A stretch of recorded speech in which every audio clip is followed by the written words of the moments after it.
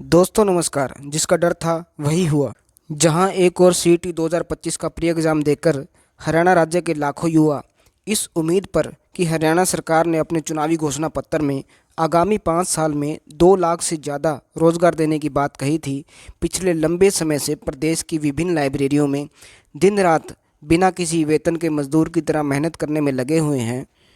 वहीं दूसरी ओर हरियाणा के मुख्यमंत्री नायब सैनी का सीईटी भर्तियों को लेकर एक अजीबोगरीब बयान सामने आया है, जिसके बाद से यह अटकलें लगाई जा रही हैं कि भाजपा की 2 लाख भर्तियों का चुनावी घोषणा बस चंद दिनों में एक चुनावी जुमला साबित होने जा रही है। यदि हमारी इस वीडियो से कोई अभ्यर्थी किसी भी प्रकार से आहत होता है तो हम अभी से माफ़ी मांगते हैं, लेकिन प्रदेश के युवाओं को सत्य के प्रति जागरूक करना हमारा दायित्व है, जिसे हम बखूबी निभा भी रहे हैं। हाल ही में एक कार्यक्रम में शिरकत करते हुए प्रदेश के मुख्यमंत्री ने जब मंच से यह बयान दिया कि वर्ष 2014 से लेकर अब तक चली आ रही भाजपा की सत्ता की सरकार ने प्रदेश के 2 लाख से अधिक युवाओं को भर्ती किया है, तो मानो हर जगह मातम सा छा गया।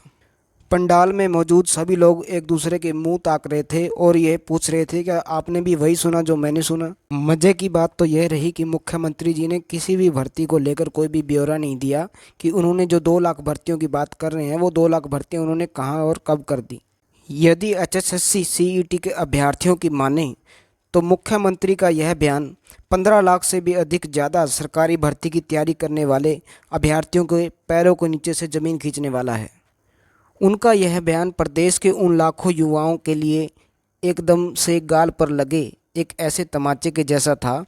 जो कि उन्हें नींद से जगा रहा हो और यह बता रहा हो कि उठ जाओ, अब चुनाव ख़त्म हुए और तुम्हारी और तुम्हारे वोट की ज़रूरत भी। जैसा कि आप सभी जानते ही हैं कि भाजपा सरकार आंकड़ों की सरकार है। अब यह आंकड़ों का खेल अपने गुरु मनोहर लाल खट्टर की तर्ज पर उनके चेले व हरियाणा के होनहार मुख्यमंत्री नायब सैनी जी ने भी शुरू कर दिया है।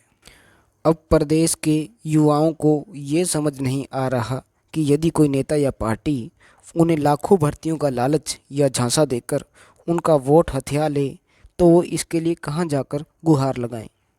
इस प्रकार से यदि 2-2 लाख भर्तियां होती रही तो फिर सीईटी के लिए फार्म भराने की आवश्यकता ही क्या है। एक घोषणा कर दी जाए कि इतने रोज़गार दिए जाएंगे और दूसरी घोषणा कर दी जाए कि इतने रोज़गार दे दिए गए और खेल ख़त्म। ना ही अधिकारियों की तैनाती, ना ही बोर्ड का किसी प्रकार का खर्चा, सिर्फ इनकम ही इनकम, आमदन ही आमदन।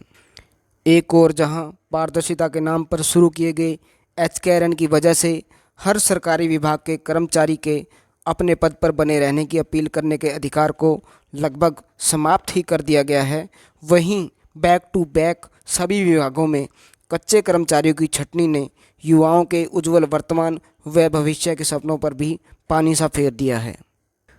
दैनिक समाचार पत्रों में हर रोज़ सरकार जल्द ही ले लेगी सीईटी मेंस, तो कभी ग्रुप डी की नई भर्ती की झूठी खबरें प्रदेश के युवाओं को आए दिन गुमराह कर रही हैं।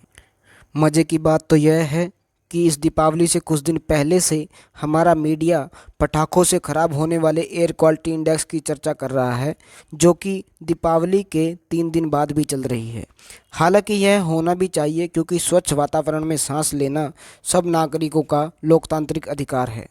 लेकिन देश प्रदेश के नेताओं के विभिन्न लोकतांत्रिक मंचों से सरेआम बोले जाने वाले बड़े बड़े व सफ़ेद झूठ व इन झूठ को बेशर्मी व अनैतिकता से बड़े बड़े अक्षरों में प्रकाशित करने वाले समाचार पत्रों के इन कुकृत्यों से किस लोकतांत्रिक देश के डेमोक्रेसी क्वालिटी इंडेक्स पर चर्चा करने वाला कोई भी नहीं है। इस बात पर चर्चा करने वाला कोई भी नहीं कि पहले झूठी घोषणाओं और फिर उन झूठी घोषणाओं को पूरा करने के झूठे दावों ने देश प्रदेश में लोकतंत्र के स्वास्थ्य को कितना जर्जर कर दिया है। देर से ही सही, लेकिन समय आ गया है कि जब देश प्रदेश में लोकतंत्र की गुणवत्ता में उतार चढ़ाव को लेकर भी एक इंडेक्स जारी होना चाहिए, जिसमें जनता की सीधी एवं निष्पक्ष भागीदारी हो, ताकि हमें पता लग सके कि हमारे देश प्रदेश के लोकतंत्र का स्तर यहाँ रहने लायक भी है या नहीं। इसके साथ ही प्रदेश के प्रदूषित लोकतंत्र के स्तर को सुधारने के उपाय भी बताए जाएं, जो कि केवल उन्हीं भ्रष्ट अधिकारियों या नेताओं के हाथ में सीमित ना हो, बल्कि जनता उन उपायों को स्वयं कर सके।